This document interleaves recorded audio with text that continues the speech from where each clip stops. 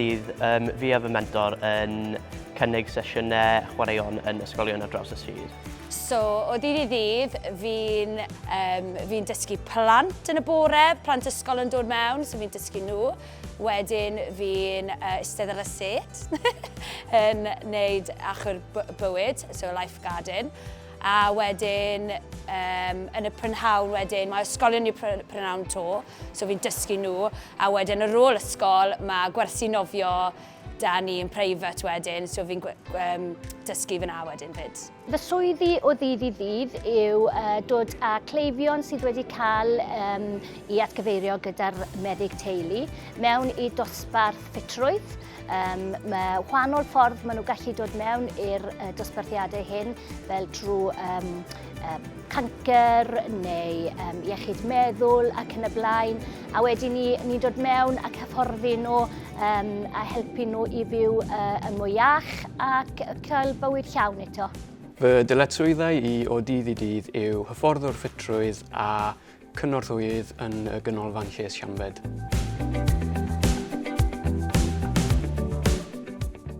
Wel, fi wastad I dod o sporty background, really. Yn ysgol, o'n I wastad captain sports a pethau bob blwyddyn. So, wastad dwlu ar y chwaraeon. A wedyn, nes I cwmpo mewn I fe, really, achos o'n I nofio lot anyway. Cyn oedd y cyngor wedi cymryd drosto'r pwll, nes I wneud bach o gwaith pan oedd yn community run.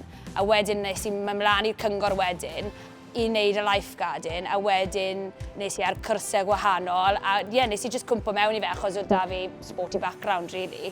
Fi wedi dewis swydd hyn oherwydd bod da fi diddordeb fawr yn y diwydiant ffitrwydd, a hefyd rwy'n hoffi helpu pobl cyrraedd eu nodau ffitrwydd a gwella iechyd.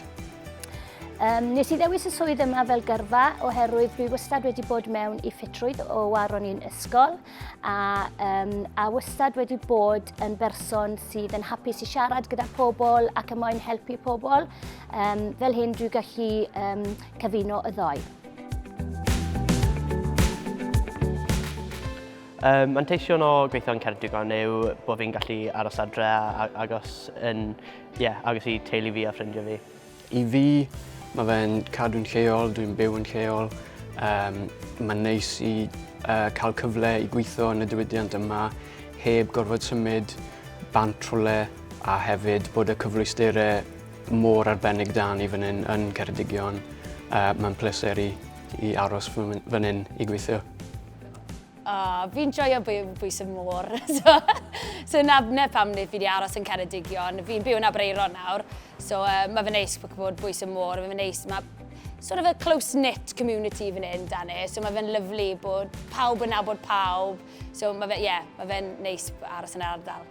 Dwi wedi penderfynu aros yn y filltir sgwâr. Mae'n heulu I gyd yn byw yn yr ardal. Mae'r teulu yn bwysig iawn I fi. Dwi moyn aros yn agos I dad a mam. Bwysig I fi aros yng Nghymru. Dwi'n cefnogi'r iaith Gymraeg yn gryf a mae cyngor Ceredigion yn help fawr iawn I hybu y iaith Gymraeg. Mae sgiliau iaith Cymraeg wedi bod yn huge benefit I swydd yma.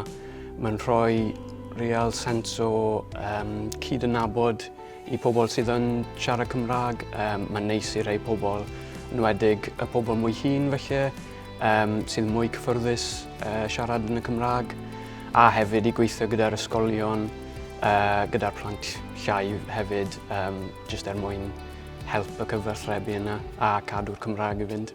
Mae cael sgiliaeth Cymraeg 100% yn bwysig iawn yn y gwaith hyn. Fel fi'n gweud, mae lot o pobl yn dod mewn yn cael eu cyfeirio gyda'r meddyg teulu. Gwedwch os oes rhywun gyda Parkinson's neu Alzheimer's, mae mor bwysig bod chi'n gallu trafod gyda nhw yn iaith eu mam.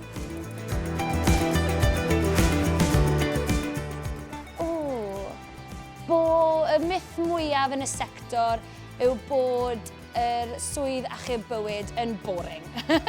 dyw e ddim yn boring o gwbl.